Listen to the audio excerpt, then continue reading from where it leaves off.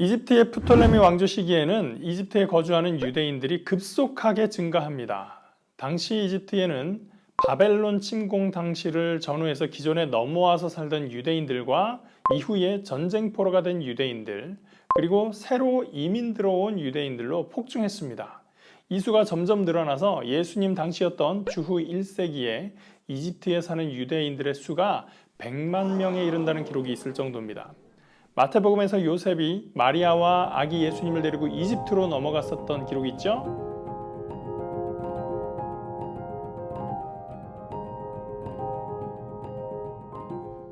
그것처럼 유대와 이집트 사이에는 이미 많은 왕래가 있었고, 무엇보다 이집트에 이미 유대인들의 집단이 형성되어 있었기 때문에 요셉도 아기 예수님을 데리고 이집트로 갈 수가 있었던 거예요. 그래서 유대인들은 이집트에 거주하는 소수 민족이라고는 할 수 있겠지만 그래도 상당한 인원이 있었기 때문에 왕실에서는 이들의 문화와 전통에 관심이 있었던 것 같습니다. 이런 환경 아래서 역사적인 하나의 결실이 맺어지게 됩니다.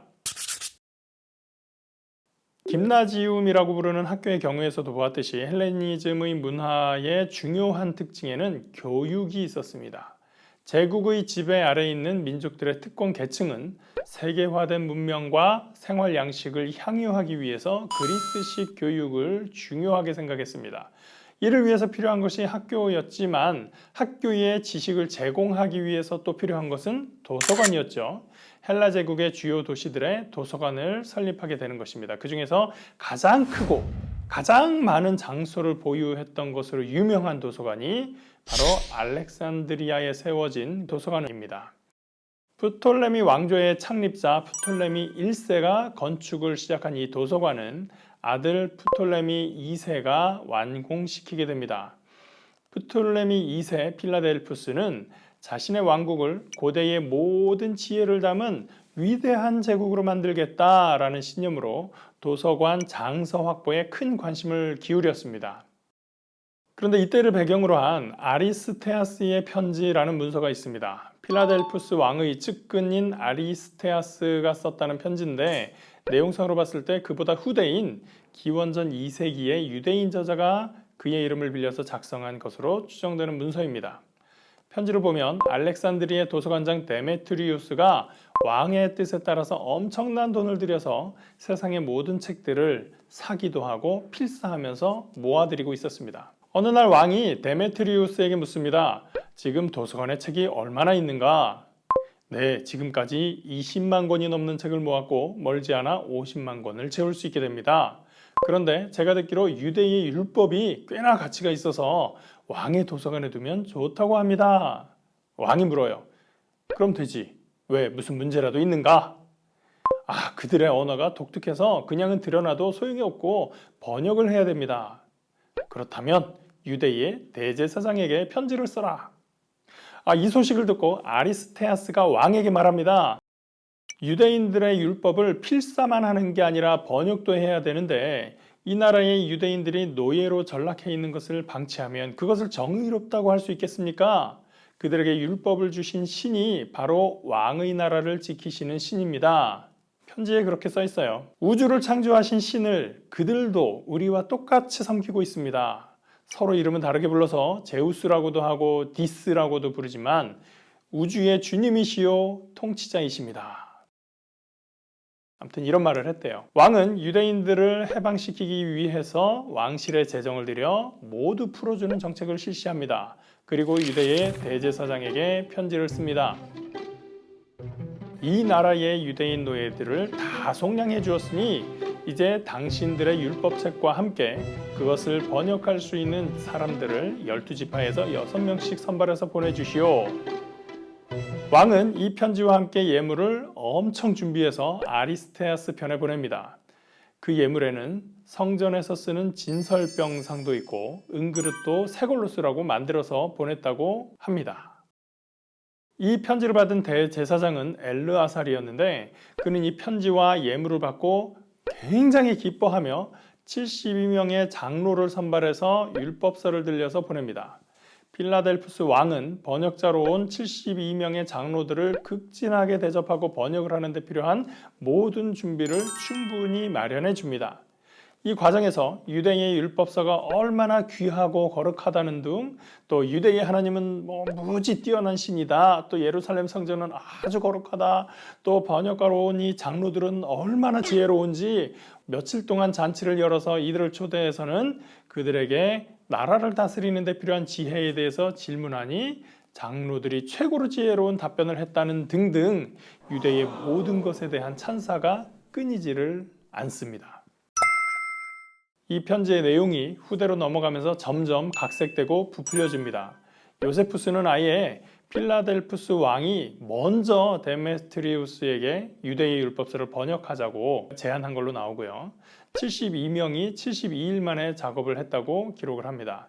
이 얘기가 나중에는 72명이 72개의 방에서 번역을 하고 모두가 72일 만에 동시에 끝냈는데 결과를 비교해보니 72명의 모든 번역이 글자 하나 빼지 않고 다 똑같았다라는 전설이 만들어지게 됩니다.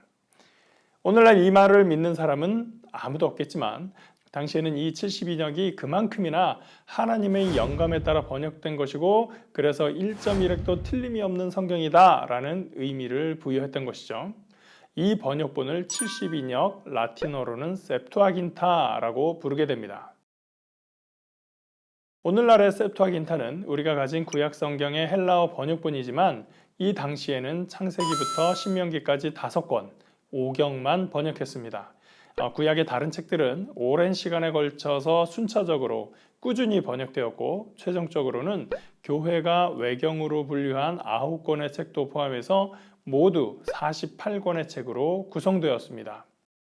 70인역의 이야기를 통해서 알 수 있는 것은 왕실과 도서관에서도 유대인의 율법서를 궁금해하고 번역할 만큼 이집트 안에서 유대인 공동체가 상당한 규모로 성장해 있었다는 것, 그리고 이집트의 디아스포라 유대인들 중에서 히브리어를 제대로 하는 사람이 없어서 번역자를 유대로부터 불러올 만큼 헬라화되었다라는 점입니다. 70인역은 이후에 유대인들뿐 아니라 기독교에서도 매우 중요한 번역본으로 자리 잡게 됩니다. 사도행전이나 서신서에서도 구약을 인용할 때 70인역에서 인용한 흔적들이 많이 발견됩니다. 예수님의 제자들과 바울까지도 헬라어로 된 이 70인역이 상당히 익숙했다고 이해할 수 있겠죠.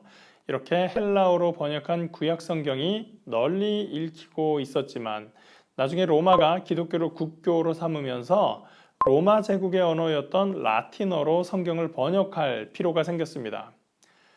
서기 382년에 교황 다마소 1세가 히에로니무스에게 헬라어 성경을 라틴어로 번역하도록 지시합니다.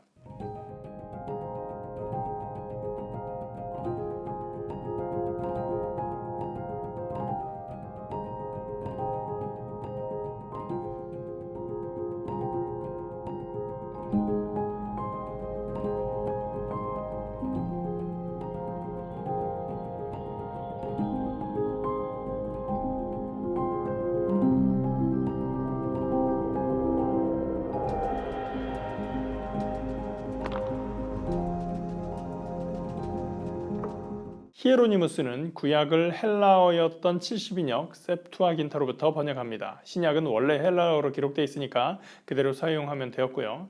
그러다가 나중에 구약을 셉투아긴타가 아니라 히브리어 원문에서 직접 라틴어로 번역을 하게 돼요. 이렇게 완성된 라틴어 번역본을 불가타역이라고 부릅니다. 서방교회에서 최고의 신학자라고 할 수 있는 어거스틴은 제롬의 불가타역이 70인역을 사용하지 않았다고 화를 내기도 합니다. 헬라어 성경과 라틴어 성경 때문에 교회가 갈라지게 생겼다고 말하는 거죠. 어쨌든 불가타역은 이후에 1500년이 넘도록 로마 교회의 정본으로 사용됩니다. 그러다 1979년 교황 요한 바오로 2세가 개정 공표한 노바 불가타, 새 대중 라틴말 성경이라고 번역할 수 있어요. 이 노바 불가타를 로마 교회의 전례에서 공식 성경으로 사용하고 있습니다. 한국 천주교회는 공동번역 개정판을 사용하고 있죠. 오늘은 프톨레미 왕국이 남긴 귀중한 유산에 대해서 알아봤습니다. 그 후 이야기는 다음 시간에 알아볼게요.